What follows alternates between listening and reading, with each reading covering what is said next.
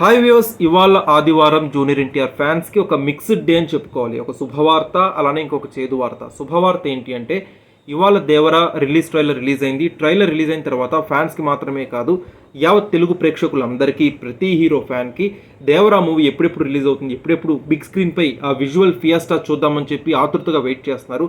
అంత అద్భుతంగా ఉంది. Extraordinary cinematography by Ratnavelu. Yes, and Koratala Siva will be back అనడంలో ఎలాంటి సందేహం లేదు, డౌటే లేదు. కొరటాల శివ కమ్బ్యాక్ గట్టిగా ఉంటుంది. అండ్ జూనియర్ ఎన్టీఆర్ ద్విపాత్ర అభినయం చేస్తున్నారు. సో ఫ్యాన్స్ ఎక్స్పెక్టేషన్స్ ఇంకా భారీగా పెరిగిపోయాయి. ఇవాళ దేవరా మూవీ ప్రీ రిలీజ్ ఈవెంట్ని చూడడానికి ఫ్యాన్స్ అందరూ కూడా ఆదివారం ప్లాన్ చేసుకున్నారు. చాలామంది ఈవెంట్కి వెళ్ళారు, నోవోటెల్కి వెళ్ళారు. పెద్ద స్థాయిలో వేరే వేరే రాష్ట్రాల నుంచి కూడా వచ్చి ఉన్నారు. వాళ్ళందరూ కూడా అక్కడ గ్యాదర్ అయ్యారు. ఊహించిన స్థాయి కంటే ఇంకా చాలామంది అక్కడ గ్యాదర్ అయ్యారు.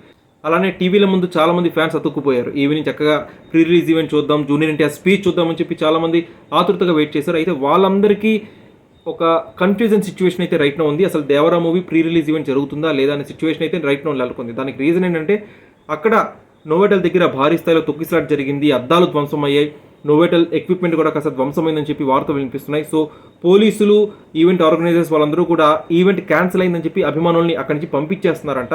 సో రైట్ నో అది సిచ్యువేషన్ అక్కడ. So Devara movie pre release event cancel అయింది అనే వార్త అయితే ఫ్యాన్స్ని చాలా వరకు షాక్కి గురి చేస్తుంది. మరో పక్కన శ్రేయస్ మీడియాలో లైవ్ స్ట్రీమ్, ఇప్పటిదాకా స్ట్రీమ్ అయితే స్టార్ట్ కాలేదు. అలానే యాంకర్ కూడా అక్కడికి చేరుకోలేదు.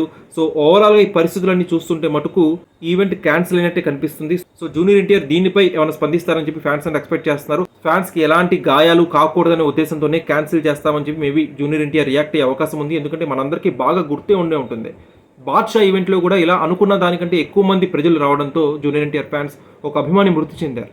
దాంతో చాలా కలత చెందారు జూనియర్ ఎన్టీఆర్. సో మళ్ళీ అలాంటి పరిస్థితి ఎక్కడ వస్తుందో అని చెప్పి మేబీ జూనియర్ ఎన్టీఆర్ కాస్త ముందే జాగ్రత్త పడి ఈ ఈవెంట్ ఏమైనా క్యాన్సిల్ చేసి ఉండొచ్చేమో. హౌఎవర్ జూనియర్ ఎన్టీఆర్ ఫ్యాన్స్ పట్ల ఎంతో కేరింగ్గా ఉంటారో అని అందరికీ తెలిసిన విషయమే. తన ప్రతి సినిమాలో కూడా ముందే ఒక డిస్క్లైమర్ ఇస్తారు. ఫ్యాన్స్ ఖచ్చితంగా ఇంటికి జాగ్రత్తగా వెళ్ళని చెప్పి జూనియర్ ఎన్టీఆర్ తన ఫ్యాన్స్కి చెప్తూ ఉంటారు. అలానే తన స్పీచ్ ముగించినప్పుడు కూడా ఫ్యాన్స్ ఖచ్చితంగా అభిమానులను ఉద్దేశించి జాగ్రత్తగా ఇంటికి వెళ్ళండి అని చెప్పి ఫ్యాన్స్ అందరికీ కూడా ఒక కేరింగ్ మెసేజ్ ఇస్తూ ఉంటారు.